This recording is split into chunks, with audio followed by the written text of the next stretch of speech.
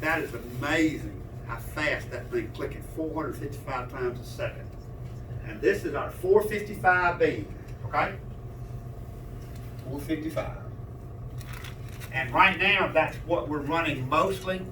And so I normally try to get everybody to remember we have one down frequency and two side scan frequencies, but on down scan right now, we're running 455. So it's quick clicking, twice as fast as sonar, extremely fast. So that's what the down scan looks like. Now we take the side scan and we add that to it. So here's what the side scan is actually doing. It's like the wings of an airplane.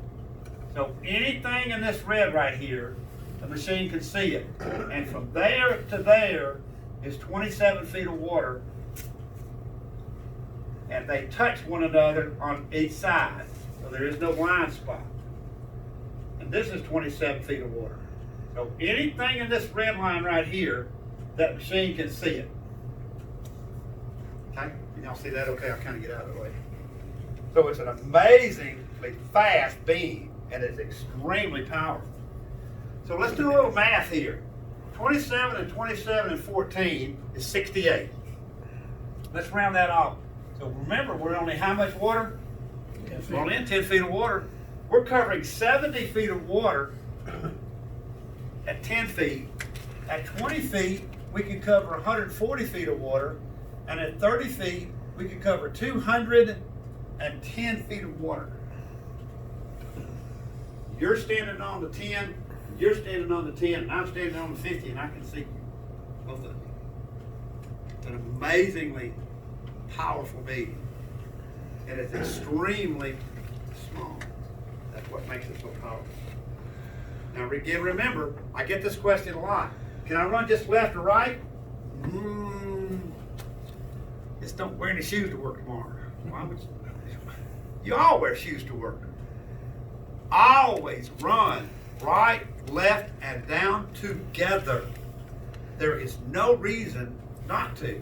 Because if I'm in 10 feet of water with sonar, this is all I get. With 200 kilohertz, I got a 3-foot circle under my boat. Why would I do that?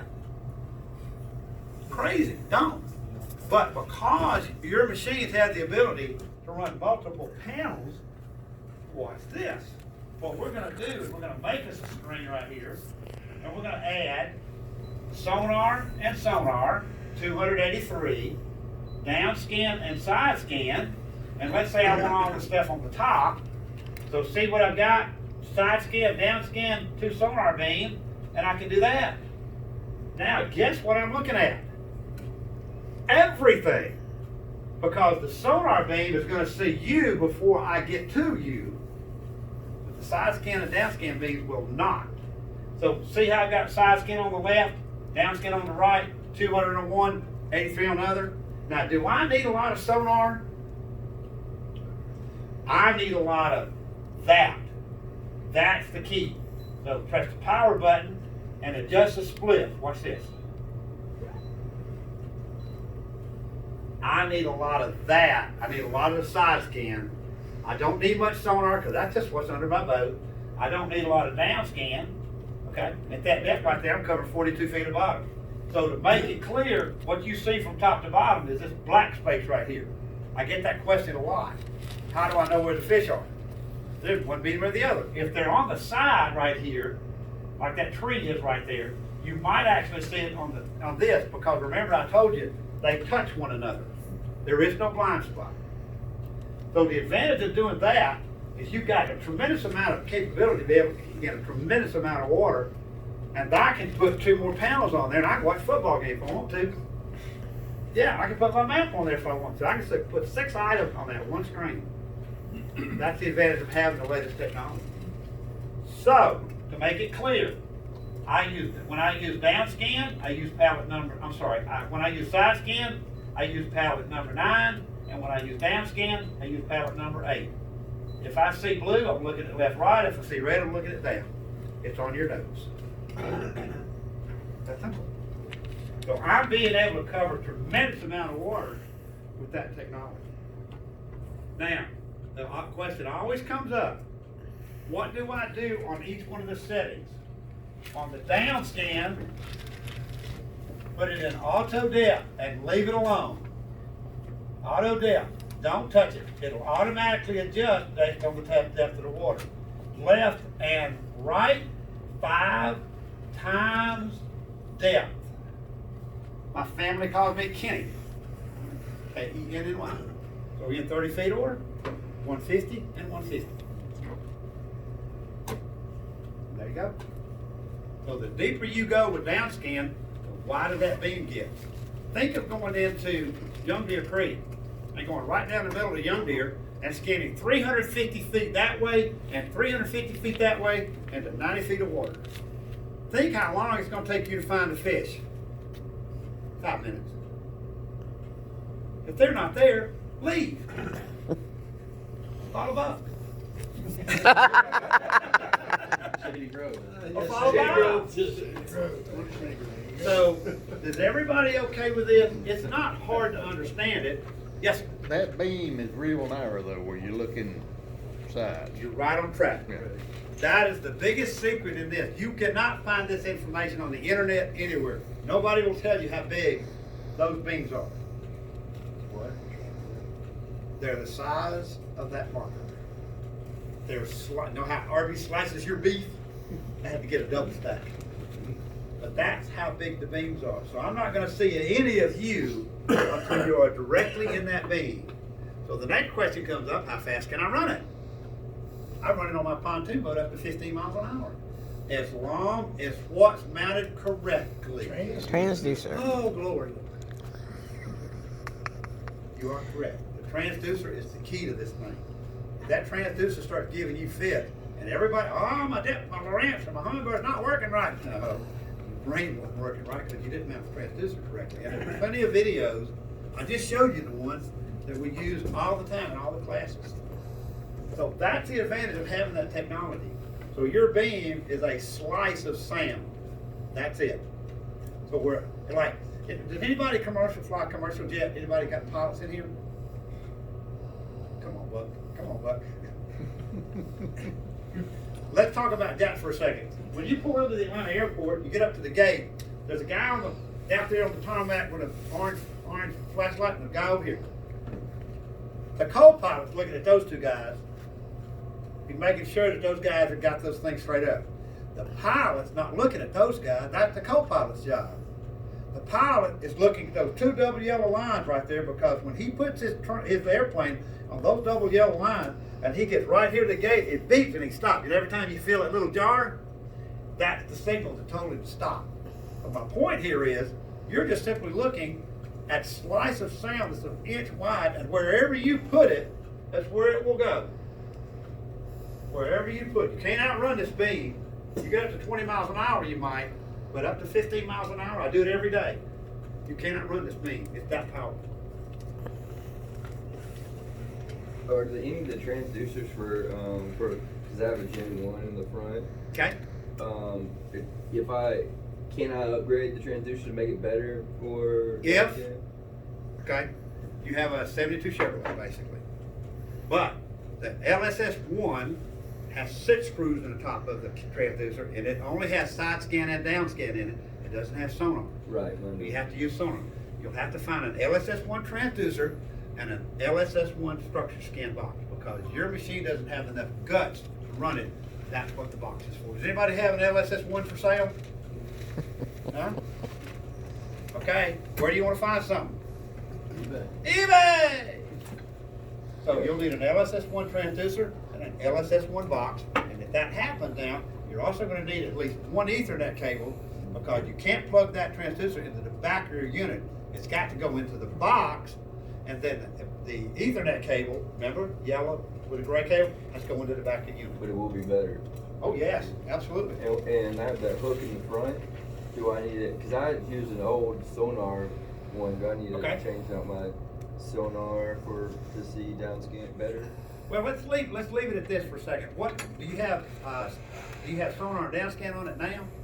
Yeah, but it's just I just use the same. They say just use the same one sonar. It's just a sonar. Well, let me ask the question another way. Okay. What can you see on your depth finder? It says sonar. Yeah. And downscan. Mm-hmm. No side scan. No. Okay. I would keep it the way it is. What do you think, Buck? If you got down scan up front, you're covering a whole lot of water up front. So what we do is we go find the fish, and then we use our down scan and our side scan to get close to them. So that's not a bad option right there for now. I see no reason to make any changes unless you want to be able to see that 300 feet. But now you got to upgrade to at least a carbon, if not a live. And you're going to have to buy a special practice transducer to make it work. So that's not a bad option. A lot of times, I get a lot of phone calls from people that ask me about what if I, how do I? That's what I do. I try to answer your question. Now, there's one thing I'll tell everybody about calling my phone number. It's on that piece of paper I just gave you. Call me after 5 o'clock because I'm not on the water. I'm out on the water usually till 5:30 or 6.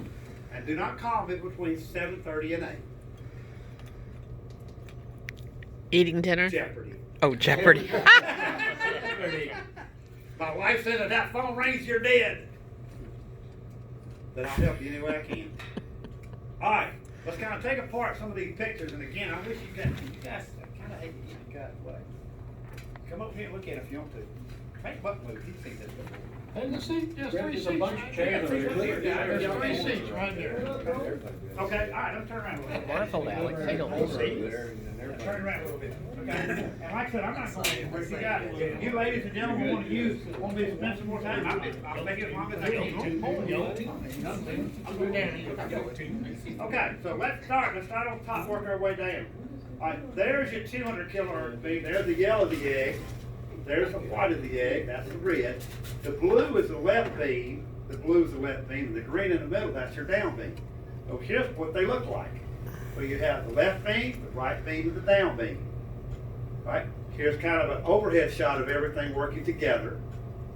And that's kind of a diagram of what they look like with using the side scan and the down scan. So, since many of us bass fish, crappie fish, striper fish, I have a little bit of everything. Because that beam is so small, the fish are dots. Now the way I finally figured out how to try to help everybody understand this, when you get home, get a little handful of rice and lay a towel on the kitchen table, hold it upside down and open your hand. You see all those little rice pellets right there? That's a school of crap. You see little white dots right there? And look at all the crap under that community dock right there. There's over 600 crap under that dock right there. It took me 3 minutes to find them. 3 minutes. So, anybody crappie fish? Okay, watch this. You see those crappie like there, laying in a brush pile? That's what they look like on sonar. We never knew what we were looking at. But that down beam is so powerful, it separates them. See little rice? If they're laying on the bottom like that, they won't bite. They will not bite. But when they come up out of that water, off that bottom, and they get right there, up off the bottom, those fish will bite. When the first underwater cameras came out, Aquaview sent me one. My wife called me one day, she'd already got home before I did, and the first words out of her mouth was, "What'd you order?" I didn't order nothing. I didn't order nothing. Had an Aquaview camera in it. I still got it. And back in the old days, when Buck and I and Bob were using sonar, I'd pull up to a brush pile, I'd see that, and I'd say, all right, let's take a look at that, Bob, see what that is. We dropped the camera down, we could see the crappie in the brush pile. The camera's got a 90-degree viewing lens, it's got a real thick cable, got like a 60-pound Kevlar cable. It's about that big around, remember? Who's got one? There you go. We dropped the camera down and we could turn it around, and there the crappie. And if they were laying down there on the bottom like that, they wouldn't bite. Then you drop it down about 15 feet, and you see them, they're all kind of moving around. Crappie are always looking into the sun. So the sun comes up over there. They're over here looking that way. When the sun gets up high, they back off and they turn around and they look that way because that's where their food would come from. Nobody will tell you that. We used to use this camera because all we had, remember Bob? All we had was sonar. You didn't know what that was. But you drop it down and go, man, look at all the crappie in it. And it's all these just a bunch of little eyes. And they all swim like this. Crappie don't do this. They just kind of waddle and they don't hardly move at all. So that's what they look like on the sonar. So up here is the school of stripers. over bait. Now that's a dead of winter, when the bait was on the bottom, and the stripers are up here, and we pull umbrella rigs through those. I think we pull those through for 2 weeks. Me and Bill Carson and you and Striper Steve, we pulled umbrellas through those for 2 weeks solid, and we were catching 2 at a time, and every one of them looked just like this table. 13, 13, 13, 13. They were all schoolers. So we knew that we had to put the umbrella rig above the fish. If you put the umbrella rig under the fish, they won't bite it. They're not looking that way, they're looking that way.